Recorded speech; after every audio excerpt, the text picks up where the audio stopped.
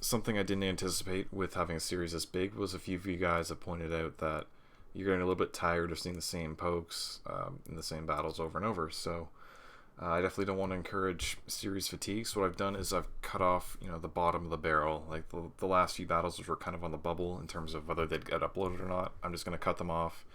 I'll keep them around and maybe I'll upload them if I need a battle for a rainy day. But the bar has been raised, and I'm only going to upload the really, really good games from here on out, and we're just going to try and wrap it up. Anyway, this was an epic game, as you can tell by the length, against a guy named TheKillerMushroom333, and let's dive right in. So I was expecting him to lead with T-Tar because he had sand and I don't have weather, and that's kind of what they like to do. Instead, he led with Landorus, so Murdom's kind of sitting in here, like, wondering what to do. I don't want him to Rock Polish first turn, so I just went for a burn just to see if I could get some residual damage. If he wants a Rock Polish, then I don't think he can one-shot me with anything, and then I could Hydro Pump. Instead, he just U-turned, and I hit the Selby with a burn. I'm going to Volt Switch on out of that and go into my Ferrothorn, because that's really the best thing I've got to handle it. He T-Waves me, whatever. That powers up a potential Gyro Ball that I don't have. And right there, I missed the lack of leftovers. If I had seen that, I would have clued into the fact that he's probably an offensive set, and that probably means HP Fire is going to hurt like a dick in the ass. So that's exactly what it did. And it turns out he's Life Orb, which is cool in terms of I'm going to be able to kill this thing, but also not cool in the sense that it's going to kill Ferrothorn, and Ferrothorn is not going to be able to kill him. So I tried to set my rocks first turn. I got paralyzed. Big deal. I know he's going to recover this turn because he can kill me whenever he wants, so he may as well get his health back in the meantime. Instead, I get paralyzed for the second turn in a row, and that's really a huge problem because having rocks up earlier in the game would have put a bit more damage on a few things, and that's really going to come into play. So I know he's probably going to go for HP Fire this turn, so I feel Crobat is safe. And I'm thinking if he's got T-Wave Recover, HP Fire, I figure his last move is going to be Grass Stab rather than Psychic Stab, simply because it has better coverage. So here I'm throwing him out with either U-Turn or Brave Bird. I could have probably Brave Birded this thing and probably 2-hit KO'd it. Maybe not quite, but probably I would have been damn close, I think. Anyway, I get a Confuse Ray off on it because Confuse Ray is infinitely better than U-Turn. And here's why: because he hits himself this turn, and I get a free switch into Ferrothorn, and I'm going to get an extra turn of lefties out of it, so that's just the way it works. He decides not to risk getting confused for the second turn in a row, and I try to set up my rocks again because I'd like to get them up, but you got to be kidding me, paralyzed for the third time in a row, and I don't get my rocks up. So Heatran, obviously, I don't really know what kind of set this is. Obviously, it's a balloon set, but I don't know if it's offensive balloon, maybe if he wants to be defensive or something. He sets up rocks, which really doesn't tell me much because even the offensive ones run rocks and 3 attacks. But in any case, going to Rotom is my best bet. And here is where not having rocks up really bites, because Celebi comes in, doesn't take a rocks, takes a Hydro Pump, yes, which is great, and another Hydro Pump would kill it, but a Volt Switch probably won't. If it had taken rocks, a Volt Switch would have definitely killed it, and I could have saved myself a turn, because he's going to save his Celebi, switch out to Vaporeon, expecting another Hydro Pump or whatever, as I go for Hidden Power, just trying to finish off the Celebi, when I would have Volt Switched had it taken rocks damage. As well, this Vaporeon would have taken some Stealth Rocks, and that would have been nice, but, instead it doesn't. Whatever, so, and I'm going to go Volt Switch off on this thing. I'm expecting it to want to Wish and be that kind of obnoxious stuff, even if you want it to Switch, then I get Switch Initiative, etc. So, I figure this is my best chance to go to Ferrothorn, as long as he doesn't go for Scald or Ice Beam. I think I would have been fine. He goes for Wish, which is great, and it's going to let me get another chance to set up my rocks. If I had rocks up earlier on any of the other 3 turns that I tried to set them up, the Celebi would have taken, it probably would have died from rocks damage, but let's say I get it on the third time even, I would have gone for Power Whip that turn, because Power Whip won't kill it from where it is now, but it would have killed it from where it would have been had it taken Stealth Rock damage. Anyway, I just got my rocks up this turn because I knew a Power Whip probably wasn't going to land between, or it wouldn't have, probably wasn't going to kill, and it still has to land in the first place between Paralysis and Mischance. So that's what I had to go for.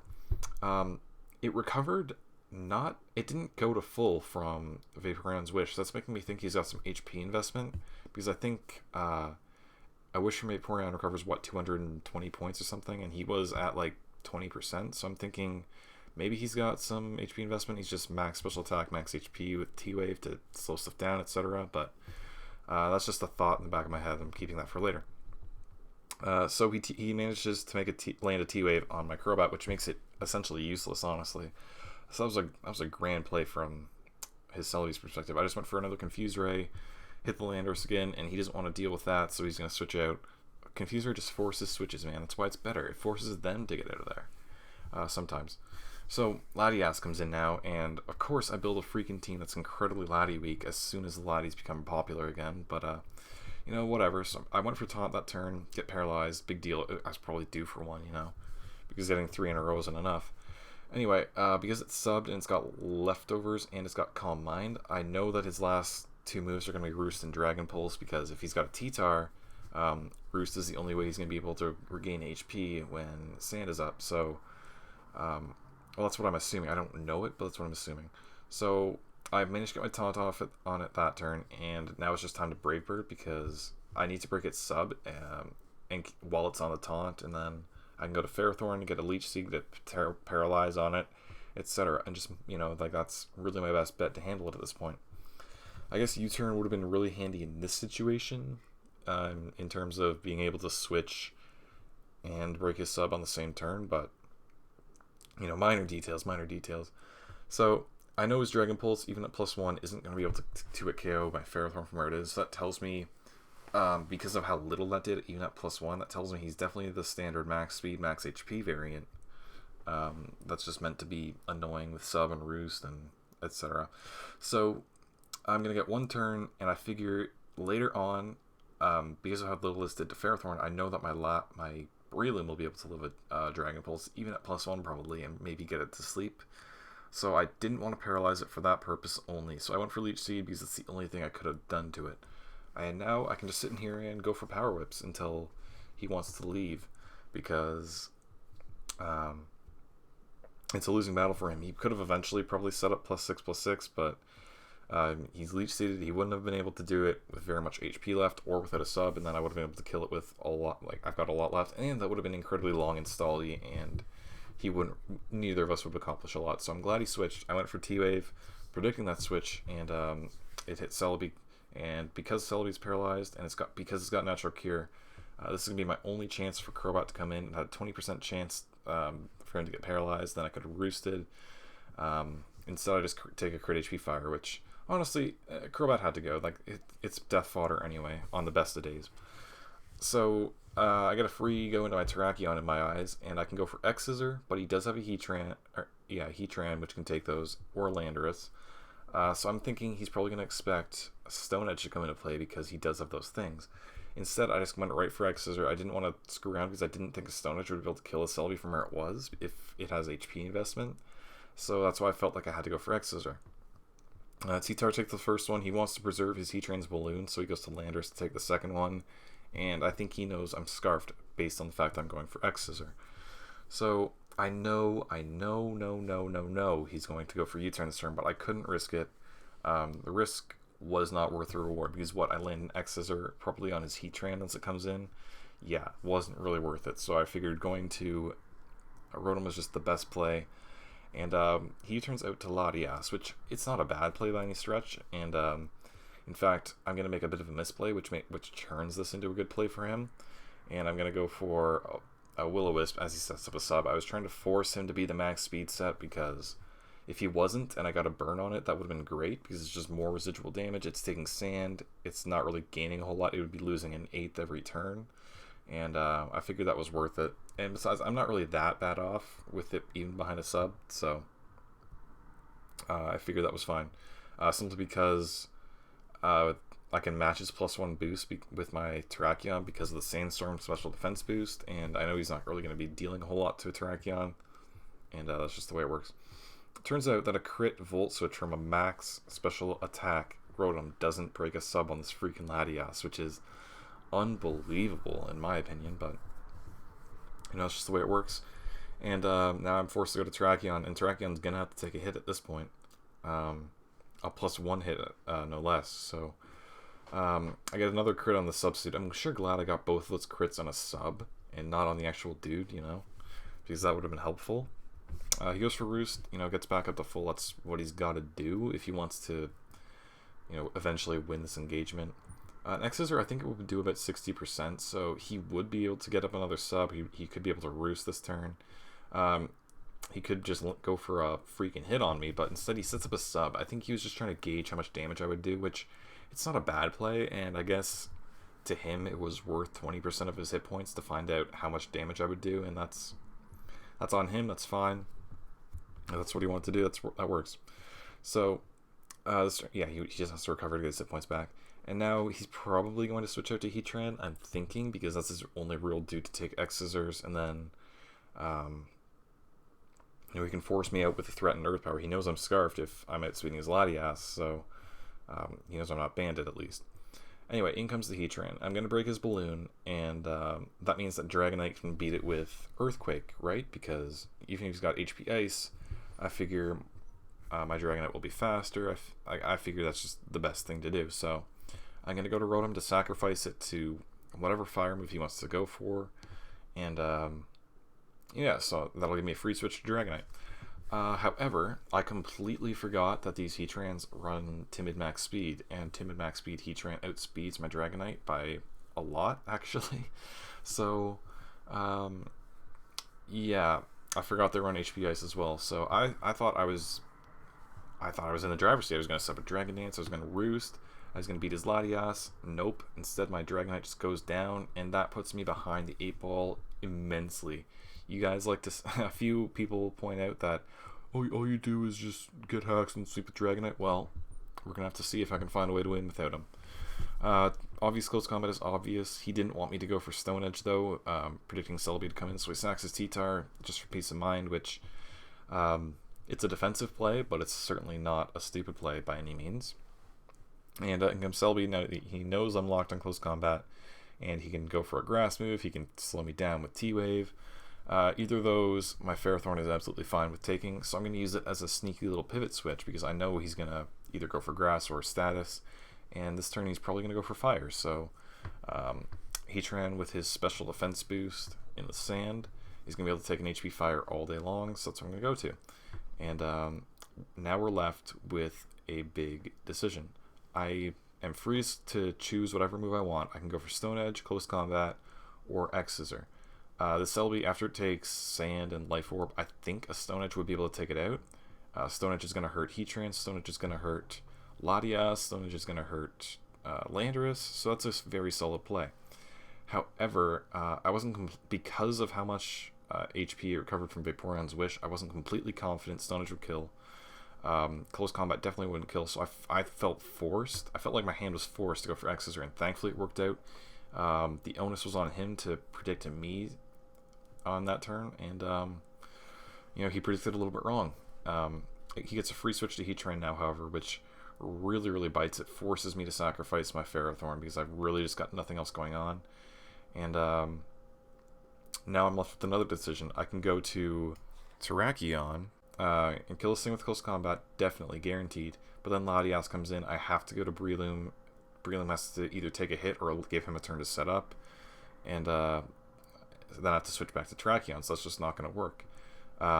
So my only real chance is to go to Breloom, and I have to hope that a Mach Punch can kill it from where it is, because it's going to be really iffy. If I had Life Orb, it would definitely be a KO, but because this is an offensive Heatran, I think it's max speed, max special attack, I think a Mach Punch will be able to kill it.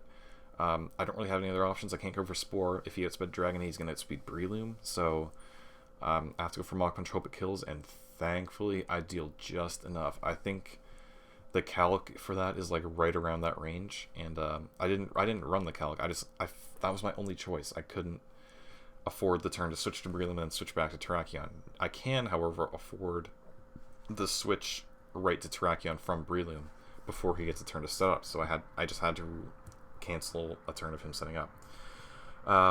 Because this Heatran is now gone, I am completely free to go for X-Scissors. There's nothing I can really come in and take two. Maybe his Vaporeon can, but it's not really going to appreciate it too much. So here he can either go for a Recover, a Roost, or a Dragon Pulse. He opts to go for Dragon Pulse just to guarantee that next time he comes in he can kill me, which I don't really agree with. If I were him, I would have gone for a roost so that he could have taken a hit next time he comes in, and then, you know, who knows? But, you know, that's different. So now he goes to Vaporeon. It's the only thing that can take 2 hits, and it's not even going to really appreciate it too much. And that's very close. I think if I roll max damage, he would die to Sandstorm as he sets up a Wish. But if he's going to give me a free turn by going for a Wish, I want to take that turn. I'm going to take advantage of it and go to Breloom. And I think that he wasn't really expecting that. I think he was expecting me to just kill him, because then he'd be able to get a free switch in his Landorus, get the Wish off on it, etc. Instead, I took advantage of the turn, went to Breloom, and I'm just going to go for Bullet Seed. I could have gone for Spore, but then whatever comes in gets the Wish, and then it depends on whether I can kill whatever comes in or not. However, he's still threatened by Spore, and as such, he doesn't want to go to Latias. I think his only chance of getting that Wish off was if he either protected with Vaporeon, or if he had gone to Latias, and I only got a 2-turn Bullet Seed. But instead, his Landorus goes down, it doesn't get a Wish, and I think I've finally, for the first time in this game, taken the upper hand. Latias comes in, and I figured that that's close enough range where a Mach Punch can kill it. Not quite, though. If I had known Mach Punch wouldn't have killed it, I would have gone for Spore, because he couldn't set up a sub. He has to Roost. That's the only play he has, and I thought at this point that I threw the game away, because I just assumed Mach Punch would kill, and I don't quite nail it. So this turn I am expecting him to sub, because I could still theoretically put him to sleep, and then, you know, I think he just beats me clean at that point, because I don't have enough HP on my Terrakion to take a hit, and I have to go for Bullet Seed. I have to hope that I get enough to break his sub, and then I just gotta keep going for Bullet Seeds. I hope I get enough. 2 doesn't break the sub. The 3rd does break the sub, though, and I'm actually gonna get a 4-turn Bullet Seed, which saves my which makes up for my mistake at the end. And definitely at that range of HP. Now it's in red. A Mach Punch will KO the Latias from there. And then all he's got left is Vaporeon, and I'm gonna walk away with this one. Definitely a great game, dude. I think he made a few mistakes in terms of the end game, especially, but I definitely made some mistakes too, like just throwing my Dragonite in the gutter. Definitely having that thing late game. It probably could have lived a Dragon Pulse, to be honest, even with no multi-scale. So that could have helped me deal with Latias. It could help me deal with Landorus. Instead,